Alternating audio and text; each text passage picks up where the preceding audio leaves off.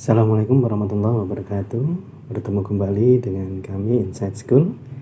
Kali ini kita akan coba untuk memberikan penjelasan terkait dengan tema analisis hasil tes. Nah, beberapa konten atau isi dari analisis hasil tes ini nanti akan kita berikan dalam beberapa tahap. Nah, yang pertama kali ini kita akan coba untuk memberikan konsep dasar terkait dengan analisis hasil tes.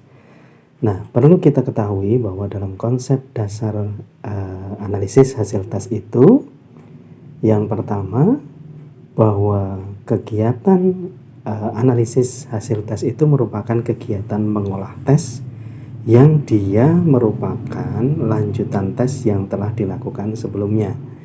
Jadi kalau misalnya kita itu tidak memberikan tes atau tidak melakukan tes, maka kita tidak akan bisa melakukan analisis hasil tes.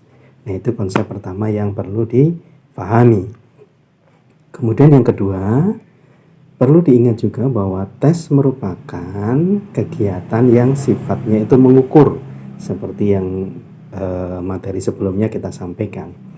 Jadi ketika itu merupakan sebuah kegiatan pengukuran, maka proses di awal itu nanti ada yang disebut atau dilakukan dengan cara memberikan pensekoran atau kuantifikasi terlebih dahulu, gitu ya, terhadap respon atau jawaban testi, ya.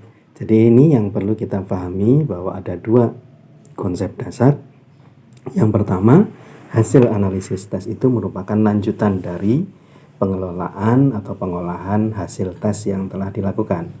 Nah, kemudian yang kedua, karena ini merupakan sebuah bentuk kegiatan pengukuran, maka sebelum nanti kita menganalisis, kita juga perlu melakukan kuantifikasi atau pensekoran, gitu ya. Nah, kemudian yang berikutnya, kita bisa tahu bahwa dalam pengolahan tes itu biasanya ada dua jenis. Yang pertama, pengolahan hasil tes guna menguji kualitas butir tes dan perangkatnya. Artinya ketika kita melakukan atau memberikan tes itu, bisa jadi kita akan membuat instrumen dan diuji cobakan terlebih dahulu, gitu ya. Kalau memang instrumen itu nanti sudah sesuai, ya, validitas, reliabilitasnya, maka itu nanti bisa digunakan untuk menguji testi yang lebih banyak atau lebih luas. Kemudian yang kedua, pengolahan tes itu nanti juga dipakai untuk melakukan penilaian. Nah, biasanya dalam penilaian ini ada dua acuan yang dipakai, gitu ya, standarnya. Yang pertama biasanya menggunakan penilaian acuan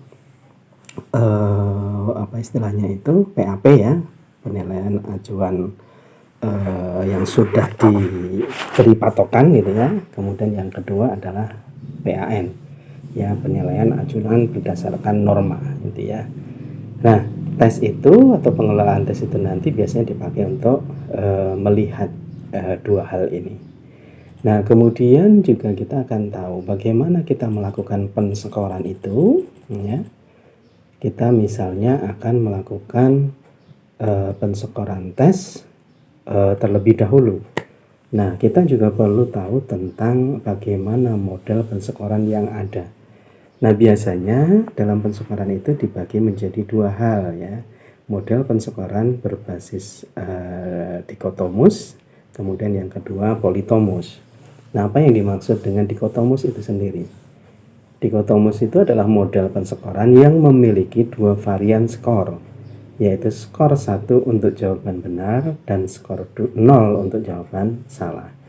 Jadi yang perlu kita pahami bahwa dikotomus itu hanya memiliki dua varian skor. Kemudian yang politomus seperti apa? Jadi kalau politomus itu adalah skor yang lebih dari dua varian, ya, jawaban. Nah, skor ini juga biasanya dipakai untuk tes yang sifatnya non objektif, gitu ya.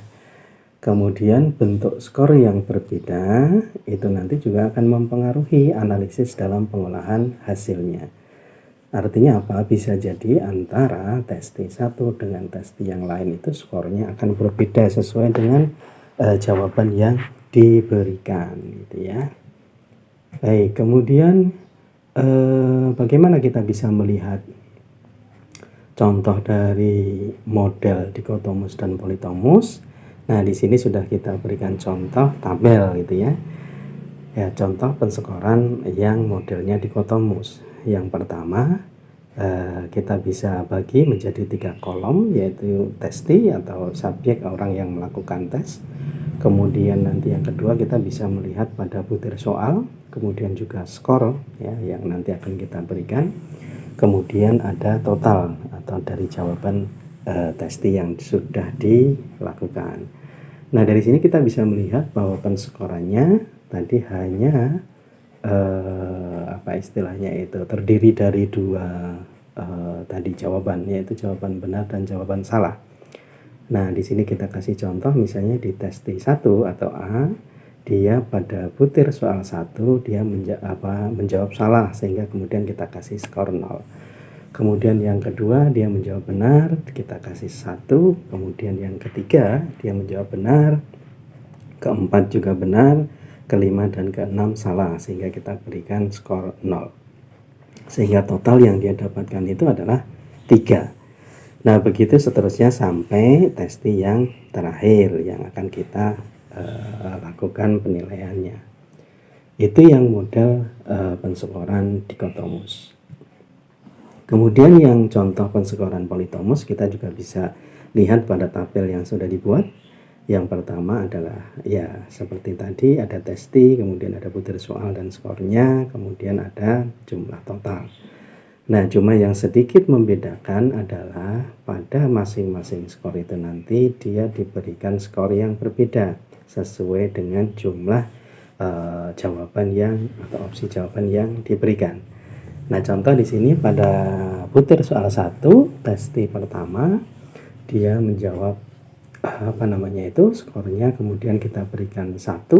Kemudian pada soal kedua dia mendapatkan nilai 5. Kemudian pada butir soal ketiga dia mendapatkan 0 dan juga begitu seterusnya, dan akhirnya dia mendapatkan total nilai 13. Artinya ini opsi jawabannya itu kita berikan sampai maksimal 5 gitu ya. Nah, ini contoh saja terkait dengan tabel penskoran politomus.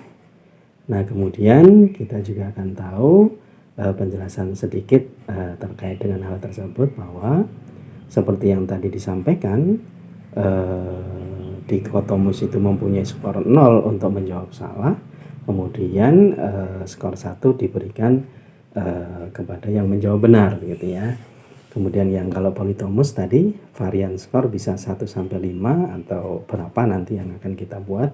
Kemudian minimal skornya 0 untuk jawaban salah dan meningkat sesuai dengan pedoman penskoran hingga maksimal yang kita berikan. Nah, ini terkait dengan materi dasar pertama, bagaimana kita akan melakukan analisis hasil tes. Baik, nanti kita akan coba lanjutkan pada materi berikutnya yang nanti akan menjelaskan tahapan-tahapan berikutnya terkait dengan analisis hasil tes. Demikian, terima kasih, semoga manfaat. Assalamualaikum warahmatullahi wabarakatuh.